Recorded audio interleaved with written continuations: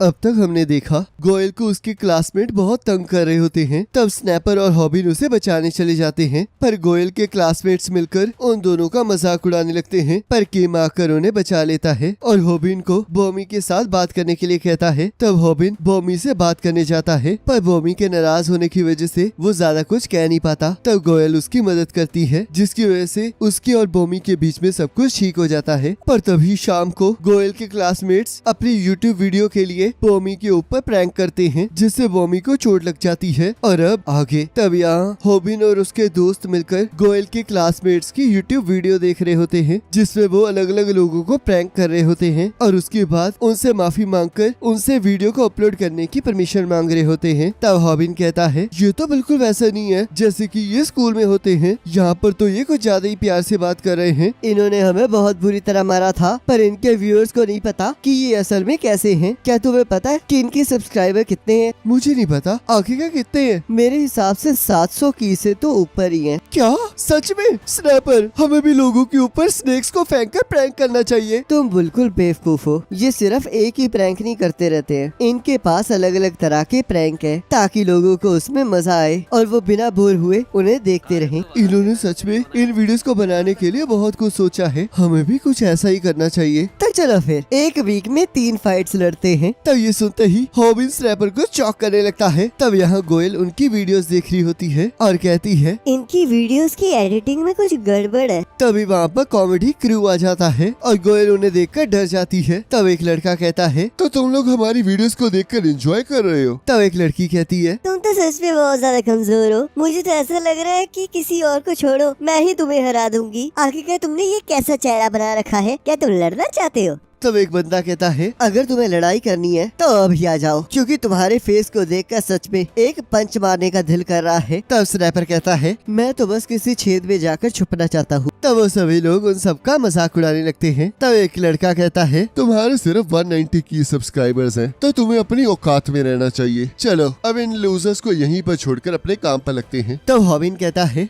तुम लोग बस इंतजार करो, एक दिन हम तुम्हें सरप्राइज करके प्रैंक करेंगे। तब स्नैपर कहता है, बेवकूफ, ये इतना भी आसान नहीं है। लोगों को प्रैंक करना सच में रिस्की हो सकता है। जब कोई फिल्म शूट होती है तब उसमें बहुत सारी मुश्किलें आ सकती है, पर अगर आपके पास स्क्रिप्ट हो तो आप इसे इजीली हैंडल कर सकते हो। पर प्रैंक्स में कोई भी स्क्रिप्ट का यूज नहीं होता है, तो इसलिए अगर वहाँ पर कोई एक्सीडेंट हो जाए तो इससे काफी लोगों को परेशानी हो सकती है। तभी हॉबिन को बॉमी का मैसेज आ जाता है और वो स्नैपर की बातों को इग्नोर करने लगता है। तभी हॉबिन को बॉमी के हॉस्पिटल में एडमिट होने के बारे में पता लगता है और यहाँ हम देखते हैं बॉमी के पैर में चोट आई होती है। तब किम कहता है, क्या हुआ? मैंने सुना कि तुम्हें कार ने ठोक दिया था, क्या तुम ठीक हो? ऐसा कुछ नहीं हुआ था, वो तो बस मेरे पास आकर रुक गई थी। मुझे पूरी बात बताओ कि आखिरकार वहाँ पर हुआ क्या था? कुछ लोगों ने मुझ पर स्नेक प्रैंक किया था, जिस वजह से मैं नीचे गिर गई थी और मेरे पैर में चोट लग गई। पर तभी मेरे सामने से एक गाड़ी आ गई। पर अच्छी बात तो ये थी कि उसने वक्त रहते ही ब्रेक लगा दी थी। और सबसे बड़ी बात तो ये है कि मुझे इस बात पर ज्यादा गुस्सा नहीं आ रहा था। मुझे सबसे ज्यादा गुस्सा तो इस बात पर आया कि वो ये सब कुछ देखकर हंस रहे थे और इसे शूट कर रहे थे। तो हॉबिन कहता है, जब तुमने कहा वो लोग हंस रहे थे तो इसका मतलब उन्होंने किसी को हर्ट किया और उसके बाद उसे देखकर हंस रहे थे। हॉबिन, चिंता मत करो, मुझे बस छोटी सी चोट आई है, मैं जल्दी ही ठीक हो जाऊंगी। मुझे माफ करना। आखिरकार तुम सॉरी किस लिए मांग रहे हो? और तब वो बॉमी को मैसेज करता है, जिसमें वो कहता है, मुझे माफ करना कि मैं जल्दी यहाँ पर नहीं पहुँच पाया, तो इसलिए आराम करो और जल्दी से ठीक हो जाओ। और वहाँ से वापस जाते हुए सोचता है, बॉमी मुझे माफ कर देना कि मैं तुमसे आमने सामने बात नहीं कर पा रहा हूँ। तब वो बॉमी को मैसेज में लिखता है कि मैं आज तुम्हें यहाँ पर छोड़कर जा रहा हूँ, क्योंकि तुम्हारी देखभाल के लिए किम यहाँ प्रेजेंट है। और सोचता है, हम जैसे लूजर्स का एक अनरिटन रूल है, हम कभी भी स्ट्रॉन्ग फाइटर्स के आगे अपने आप को ताकतवर नहीं दर्शाते हैं। अब मुझे नए कंटेंट की चिंता करने की कोई जरूरत नहीं है। मुझे तो पता ही नहीं था कि हमारा ओपोनेंट इतना क्लोज होगा। तो क्या तुम लोग तैयार हो? चलो अब हम लोग जाकर कॉमेडी क्रू को क्रश कर देंगे। वायरल हिट अब लाइव हो गया है। तब यहाँ हॉबिन सैम डक की वीडियो देख रहा होता है, जहाँ सैम डक कहता है, आज मैं तुम्हें सिखाऊंगा कि कैसे तुम मल्टीपल ओपोनेंट्स को हरा सकते हो। तब यहाँ स्कूल में हॉबिन कहता है, वायरल हिट की नई वीडियो है कि कैसे आप मल्टीपल लोगों को एक साथ हरा सकते हो। आखिरकार तुम अब ये क्यों करना चाहते हो? तुमने तो कहा था कि तुम्हें लड़ाई से डर लगता है। क्या ये इसलिए है क्योंकि बॉमी को चोट लगी है? ये तायान की सिचुएशन से बिल्कुल अलग है, क्योंकि यहाँ पर तुम्हारे 3 अपोनेंट्स हैं। क्या तुम उन्हें हरा भी पाओगे? इसी वजह से तो मैं उनसे लड़ने नहीं वाला हूँ, क्योंकि किसी भी तरह से मैं उन्हें एक साथ नहीं हरा पाऊंगा। अगर मैं उन्हें सीधे सीधे फेस करूंगा तो वो पक्का मुझे बुरी तरह मारेंगे। ये पहली बार था जब मैंने सैम डक की वीडियो पर भरोसा नहीं किया था। उस वीडियो को देखकर ऐसा लग रहा था कि उसे बहुत बड़ा चढ़ाकर बताया गया है, तो इसलिए मैं लड़ने की जगह किसी और तरीके से अपना रिवेंज लूंगा। तब यहाँ कॉमेडी क्रू का लीडर कहता है, हमारी एक वीडियो पर 5 मिलियन व्यूज है, एक में 3 मिलियन, तो इसलिए हमें इस मंथ 2 मिलियन येन से ज्यादा पैसे मिलेंगे। तब सभी लोग ये सुनकर बहुत ज्यादा खुश हो जाते हैं। तब एक लड़का कहता है, तो आखिरकार हम अगले कंटेंट के लिए क्या बना रहे हैं? तब उनका लीडर कहता है, हमें कुछ ऐसा बनाना होगा जिससे व्यूअर्स को बहुत ज्यादा मजा आए। तब एक लड़की कहती है, पर आखिरकार हमें इन तीनों का क्या करना है? तब एक लड़का कहता है, इन बेवकूफों को ऐसे ही रहने दो। तब हॉबिन कहता है, कहीं उन्होंने हमें देखा तो नहीं? ऐसा कुछ नहीं हुआ है, क्योंकि हमारे पीछा करने वाली टेक्निक बहुत अच्छी है। पर क्या तुमने सुना कि उन्होंने क्या कहा? मैंने तो बस 2 मिलियन येन के बारे में सुना। तुम्हें पैसों के अलावा किसी चीज की चिंता नहीं होती? जो भी मुझे बॉमी ने बताया है उसके हिसाब से इनका कंटेंट पक्का स्क्रिप्टेड होगा, पर हमारे पास इनके खिलाफ कोई भी एविडेंस नहीं है। शायद हमारे पास कुछ एविडेंस है। तुम्हें नहीं लगता कि इस वीडियो में कुछ गड़बड़ है? मुझे तो ऐसा कुछ नहीं दिखाई दे रहा। देखो, ये लड़की तो डर के मारे सच में रो रही है। यही वो कारण है जिसकी वजह से बाकी व्यूअर्स को भी ट्रिक किया गया है। इस वीडियो में इम्पोर्टेंट डिटेल्स एलिवेटर के बटन्स है। ये प्रैंक एलिवेटर के अंदर 2 मिनट तक चला। पर तुम ही लोग सोचो कि 7 फ्लोर की बिल्डिंग में एक बंदे को एलिवेटर में ट्रेवल करने में 2 मिनट कैसे लग गए, क्योंकि ये पूरा का पूरा स्क्रिप्टेड था और वो लड़की बस बटन को प्रेस करने का नाटक कर रही थी। जब तुमने इसके बारे में बताया तब मैंने इस चीज पर ध्यान दिया। तब गोयल कहती है, मुझे यकीन नहीं हो रहा कि मैंने भी इतनी ऑब्वियस सी चीज नोटिस कैसे नहीं की। ऐसा अक्सर होता है जब कोई कंटेंट बहुत ज्यादा मजेदार होता है तब लोग डिटेल्स पर ध्यान नहीं देते हैं। ये ऐसी टेक्निक है जिसे बहुत सारे यूट्यूबर्स यूज करते हैं और कुछ लोग अपने स्क्रिप्टेड कंटेंट के लिए एक्टर्स को भी हायर करते हैं। जैसे कि इस वीडियो को देखो, क्या तुम्हें सच में लगता है कि पुलिस अंडर एज स्मोकर्स को पकड़ने के लिए बंदे भेजेगी? मैंने इसके बारे में पुलिस से भी पता किया, पर उन्होंने कहा कि उन्होंने उस दिन ऑफिसर जरूर भेजे थे, पर वो सिगरेट के लिए नहीं था। किसी ने उन्हें बताया था कि वहाँ पर एक वांटेड क्रिमिनल है, तब वो वहाँ उसे देखने गए थे। इन्होंने सच में पुलिस का इस्तेमाल बहुत अच्छे से किया। बहुत सारे यूट्यूबर्स स्क्रिप्टेड इवेंट्स को असली दिखाने के लिए बहुत सारी मेहनत करते हैं ताकि वो लोग व्यूज और पैसे कमा सकें। तो इसलिए अगर हम इन सभी सबूतों को यूज करेंगे तो हम उन्हें एक्सपोज कर सकते हैं। इतना काफी नहीं है, क्योंकि हमने पैक के टाइम भी ऐसी जल्दबाजी की थी। यहाँ पर हमें कोई पुख्ता सबूत चाहिए। तब वहाँ पर रूमी आ जाती है और कहती है, तो आखिरकार तुम मेरे साथ कब कोलैब करने वाले हो? तुमने कहा था कि हम करेंगे, पर अब तक हमने कोई कोलैब नहीं किया। मैंने तो एक आइडिया भी सोच लिया है। तो चलो फिर हम लोग एक प्रैंक करते हैं जिसमें हम फीमेल फ्रेंड की शर्ट के ऊपर कॉफी फेंकेंगे। मुझे तो लगता है कि इसमें बहुत ज्यादा व्यूज आएंगे, पर क्योंकि ये स्क्रिप्टेड है तो इसलिए हमें ज्यादा चिंता करने की भी जरूरत नहीं पड़ेगी। तो चलो फिर अब स्क्रिप्ट लिखकर रिहर्स करना स्टार्ट करते हैं।